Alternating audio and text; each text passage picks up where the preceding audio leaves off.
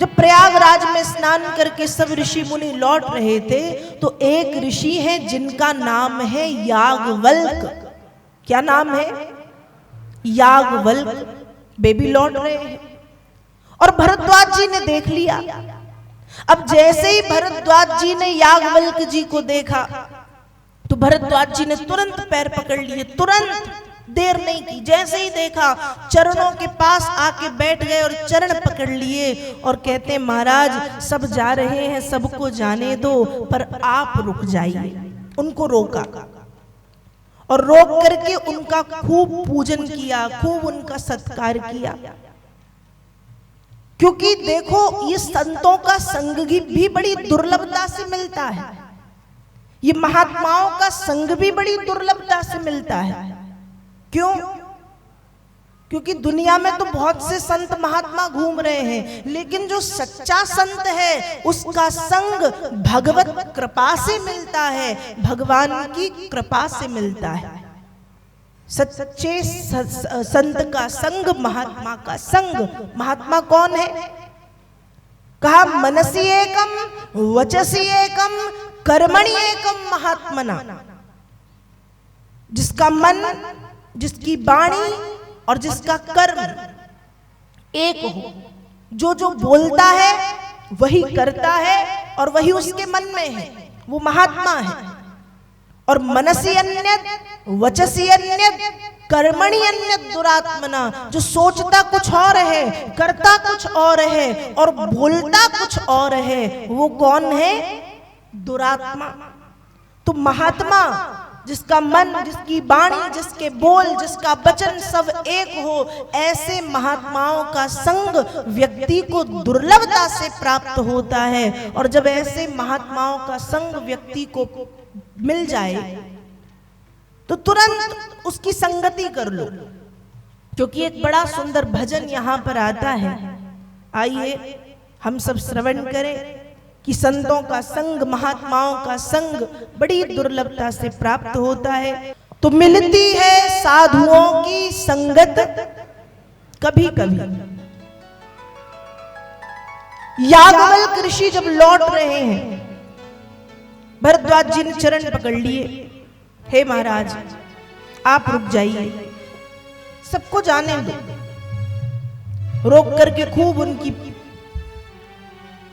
पूजन इत्यादि किया, सम्मान किया। सम्मान करके कुछ आसन पर बिठाया और तब याज्ञवल्क ऋषि भरद्वाज जी से पूछते हैं कि महाराज इस तरह से मुझे रोकने का कारण क्या है? मुझे रोक लिया, अच्छी बात है, लेकिन हर क्रिया के पीछे या हर कार्य के पीछे कोई कारण होता है, मुझे रोकने का कारण क्या है? उस समय भरद्वाज जी कहते हैं कि भगवान मेरे मन में एक संशय है, मेरे मन में एक संशय है। संशय कैसा? कहा भगवान बस मैं इतना जानना चाहता हूं, इतना पूछना चाहता हूं आपसे,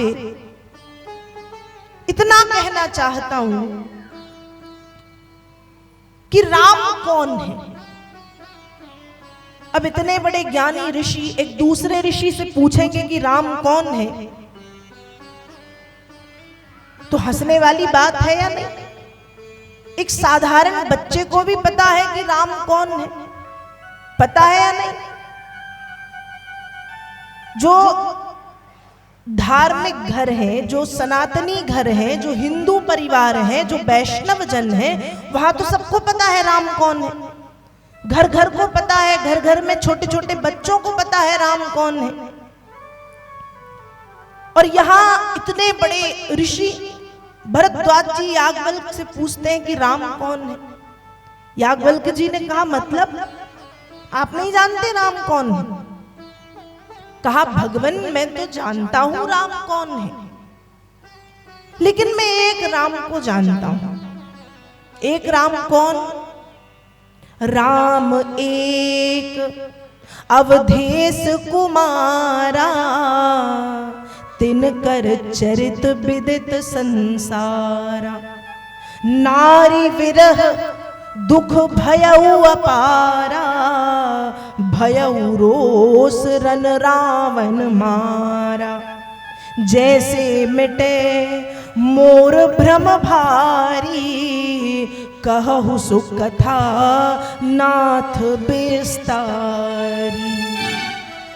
भगवान, मैं एक राम को जानता हूं जो अयोध्या में जिनका जन्म हुआ है, जो दशरथ और कौशल्या के पुत्र हैं, जिनकी पत्नी सीता का रावण ने हरण किया और पत्नी के वियोग में जो बहुत दुखी हुए और क्रोध में आकर के जिन्होंने रावण का वध किया, उन राम को मैं जानता हूं।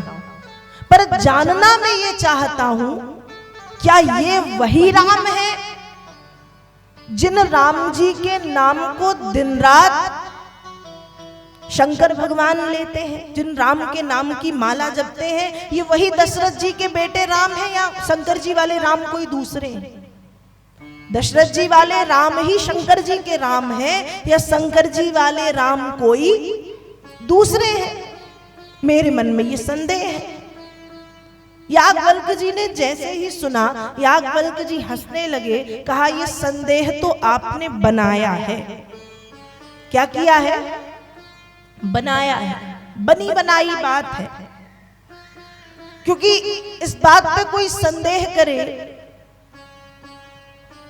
और आप जैसे लोग, वो मैं अब तक एक प्रकार से कहा ना, पचा नहीं पा रहा हूं कि आप जैसे ऋषि राम जी पे संदेह और ये प्रश्न कि ये राम कौन और वो राम कौन, ये राम अलग वो राम अलग, दशरथ जी के पुत्र राम अलग है और शंकर जी जिनका नाम जपते हैं वो राम अलग है। ये तो एक अलग ही बात हो गई। आप जैसे ऋषि ऐसा संदेह करें, मैंने कभी नहीं सोचा था। और रहा आपका संदेह, तो आपका संदेह बनावटी है, मुझे समझ में आ रहा है।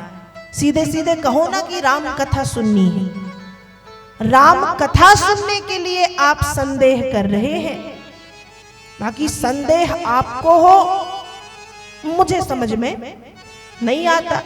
अरे भगवान, सीधा बोल दो ना कि आपको रोकने का कारण है कि मुझे राम कथा सुननी है। जो राम कथा है, उस रामचरितमानस को अपने कानों से मैं सुनना चाहता हूं, ऐसे कह दीजिए, मैं सुना दूंगा। ये संदेह हो रहा है, संशय हो रहा है, भ्रम हो रहा है, ये हो रहा है, वो हो रहा है, बहाने बनाने की जरूरत नहीं है। भरद्वाज जी भी हंसने लगे, क्योंकि याज्ञवल्क्य जी समझ गए कि संदेह बनावटी है।